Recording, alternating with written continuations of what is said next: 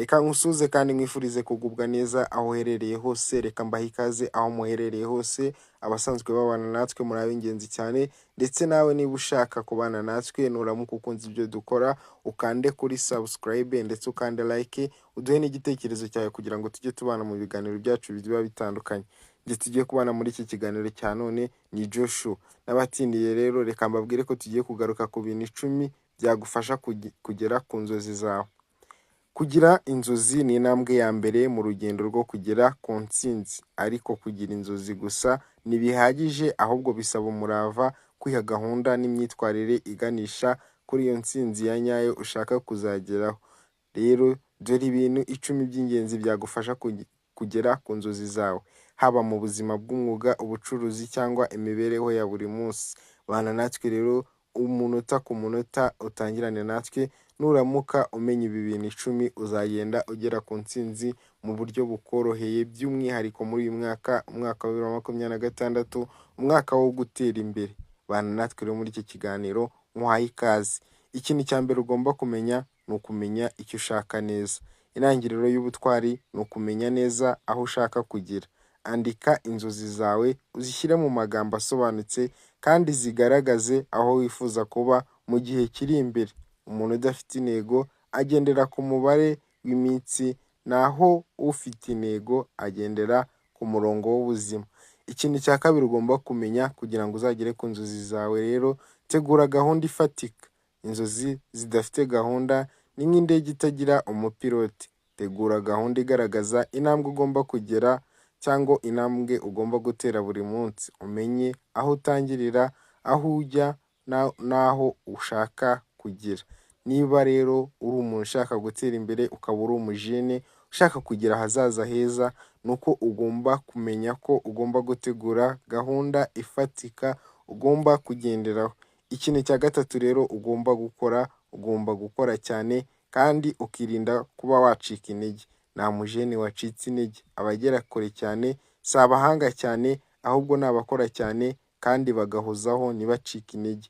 Imihigo isaba gukora buri munsi, niyo byananirana ukongera ugahaguruka. Uko ugenda ukora niko wegera inzozi zawe, kandi niko ugenda urushaho kwegera intsinzi. Ndagusabye cyane, niba hari ibyo uri gukora bitagenze neza umwaka ushize, uyu mwaka shyiramo imbaraga, ukomeze upushinge, bizagenda birushaho kugenda neza cyane. Ikintu cya kane ugomba gukora rero kugira ngo bizakorohere kugera ku nzozi zawe, shaka abantu bagusunikira iterambere cyangwa bagushyigikira mu iterambere ryawe. Ushaka abajyanama beza, uzirinde babandi baguca intege, ibigare biguca intege, ahubwo abagupushingira gukora, bakakugira inama mu byo ukora, bakagufasha mu buryo bwose ari bo ushaka ubane nabo mu buzima bwawe bwa buri munsi. Inzozi zikura neza iyo uzikikije abantu batekereza neza. Shaka inshuti, abajyanama cyangwa abantu bakugira inama, ababa bagufasha kudacika intege. Irinde kandi ujye kure y'abantu batuma utakaza icyizere. Shishoza uhitemo inshuti nziza, inshuti ya nyayo. Kuri iyi si tugira inshuti mbi, tukagira inshuti nziza. Wowe rero menya guhitamo inshuti nziza. Ikintu cya gatanu ugomba gukora, ugomba gukomeza kwiga no kwagura ubumenyi ufite mu byo ukora. Isi ihora ihinduka. Umunyarwanda we yagize ati, uwanga kumenya yanga gukira. Komeza kwiga, gusoma no gushaka amakuru mashya ajyanye n'ibyo ukora. Ubumenyi bushya nibwo bugufungurira imiryango mishya. Uko uzagenda umenya, uko uzagenda ugira ubumenyi bushyashya, nawe niko uzagenda wagura ibyo ukora mu mitekerereze, mu mivugire ndetse no mu mikorere yawe ya buri munsi. Ibi rero bizagenda bigufasha kugenda werekeza ku nzira y'ubukire, inzira yo gutera imbere. Ikintu cya gatandatu ni uko ugomba gutangirira aho uri kandi ugatangira uko uri. Ntugategereze igihe cyiza, amafaranga menshi cyangwa abantu bazagufasha. Oya, tangira n'icyo ufite. Abageze kure nabo batangiriye kuri bike bari bafite, ariko bafite icyerekezo n'ubutwari babigezeho. Rero amahirwe ufite yabyaza umusaruro. Tangiza agashoro gato ufite, utangize ibyo biri kuri hafi, nibyo bizakuviramo ibyo ushaka kuzageraho. witegereza ibintu binini, nta muntu ujya utangira ku gasongero. Aha ari naho mboneraho kugira inama abantu babaswe n'imikino y'amahirwe. Ntabwo wahera ku mikino y'amahirwe ngo uzatere imbere, na duke ufite uri kudusesagura, ahubwo shaka uko wadukoresha, wirinde imikino y'amahirwe, nibwo uzagera ku ntsinzi n'iterambere. Nta muntu imikino y'amahirwe yakijije, mwa bajeni mwe, mwirinde mutazasubira inyuma. Ikintu cya karindwi ugomba menya guhangana n'ibigeragezo. Inzira y'inzozi ntabwo ihora itoshye, ntabwo ihora igororotse. Uzahura n'ibigeragezo, abantu batakumva, ndetse no gutsindwa abaguca intege. Ariko gutsindwa ni isomo, si iherezo, si n'ibigeragezo. Buri kigeragezo gishobora kuba intangiriro y'intsinzi ikomeye. Burya umuririmbyi yararirimbye ngo nyuma y'ibigeragezo haba hari ibisubizo. Rero nawe nuhura n'ibigeragezo, aho kubihunga, iga guhangana nabyo, nibwo uzagenda urushaho gusatira intsinzi yawe. Ikintu cya munani ugomba gukora kugira ngo uzagere ku ntsinzi yawe, jya wibuka impamvu watangiye urugendo urimo. Hari igihe ibintu bizakugora, ariko ibuka impamvu watangiye. Ibyo bizagufasha gukomeza kujya imbere niyo wumva ushidikanya. Impamvu nyinshi zifatika zifasha umuntu kutava ku izima, nizo zigenda zimupushingira kugera ku ntsinzi y'ibyo yiyemeje. Ariko iyo utangiye gucika intege, nyine usubira inyuma, wazajya gutangira ukongera ugahera kuri zero. Wowe rero jya wibuka impamvu watangiye, ukomeze urwane nabyo. Ikintu cya cyenda uzakora kugira ngo ugere ku nzozi zawe, jya wishimira intambwe imwe wateye.